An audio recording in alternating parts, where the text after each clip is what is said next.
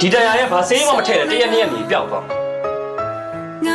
ပေမဲ့ရင်ထဲမှာစော်ကားခံရတရားတော့ဘာစေးထည့်တဲ့တစ်သက်လုံးမပြောက်